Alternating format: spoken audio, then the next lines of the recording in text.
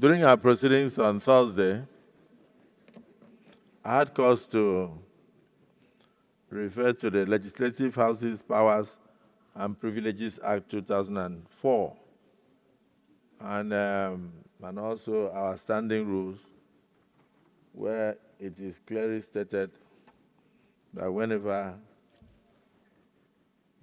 a member stands up to talk, the other member must sit down and must listen in silence. Is a norm, and that you can only speak when you are recognized. I take cognizance of the fact that each and every one of us is still learning. Even those of us that have been in the Senate for 16 years, we are still learning. So we'll do well to continue to learn. But in the course of my talking to one of my distinguished sisters that she should speak whenever she's recognized, I made reference to the fact that we are not in a nightclub where people have to shout above the noise of the music. And the social media went agog. I'm not on social media, but my wife called me that people got angry. They published her number and said people should occupy her. So she used to receive, she received over 2,000 to 3,000 phone calls a day. And then I tried to on one of my phones. I realized it was in the public. In fact, the phone crashed after about 3 hours. So I am very happy with the interest generated by Nigerians in what goes on in these chambers, because we are here to cater for their interests. And so for them to be so interested in what goes on here means that we are connecting with the people directly. And it would have been terrible if we were doing all this work and the people were not even aware of what we are doing. But the communication was totally misunderstood. Instead of taking it for the nature of what we said, that you should not shout when you are talking and not and speak when you are recognized, they went into private abuses. I don't want to say what they did to me, because what they did to me, I think I don't merit it. I was telling DSP that it's even the one they should be talking to, because in my tradition, we marry only one wife. So they listed so many wives on social media.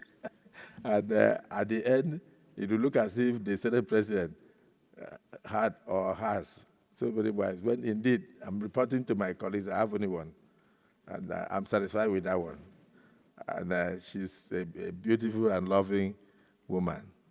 I will not intentionally denigrate any woman. I have a wife, I have 4 daughters. And I always pray that God will lift a girl child to the highest zenith in Nigeria, politically and in business. I also want my children to do well.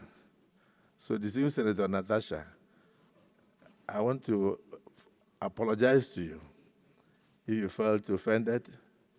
If I had mentioned that we are not in the market, they will say I said you are a market woman. If I said that we are not in a nightclub where people shout above the noise of the music, they will say you went to nightclub.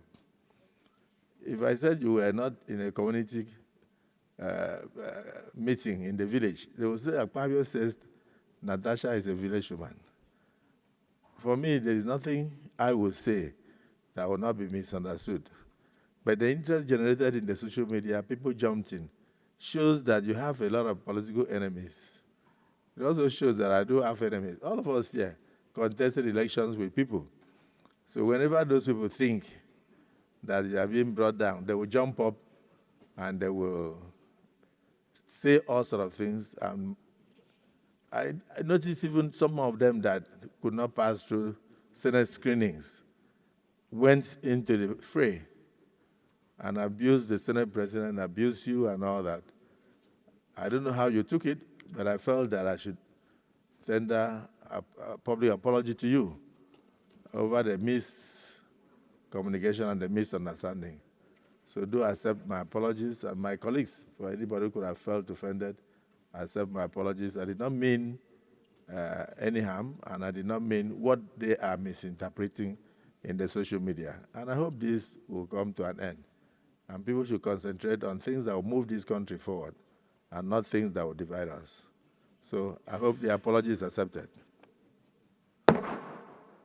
Well, we have another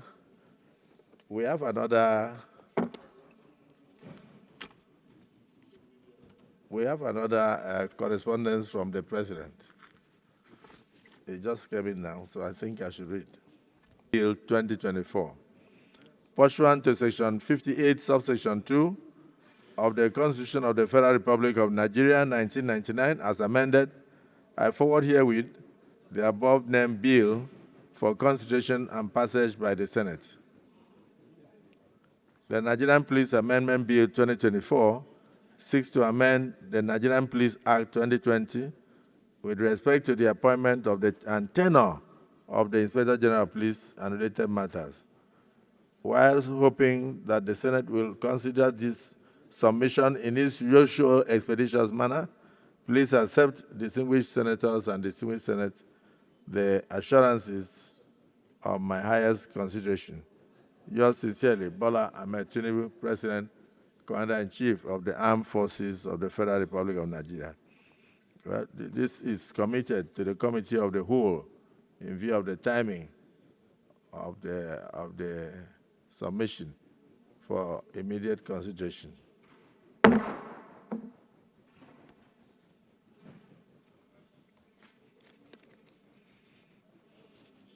So just a word of caution to our social media practitioners. I think it's important that they practice it with decorum, so they don't invade people's privacies and cause a lot of hurt to people's families.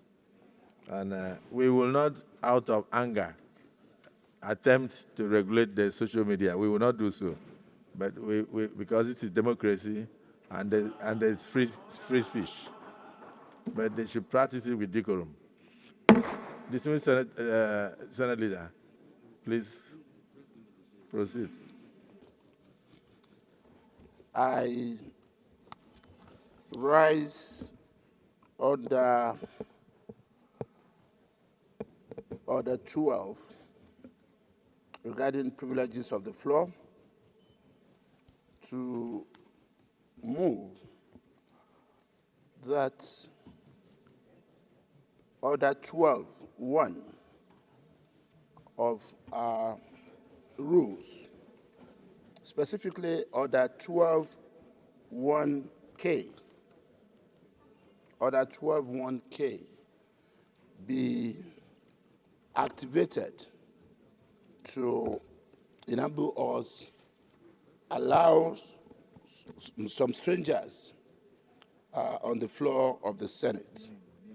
Mr. President, we have the governor of Imo State, His Excellency Governor Hope Uzodimma, at the entrance to the Senate, and him wishing to come in as a stranger can only be done upon the activation of Order 12.1K.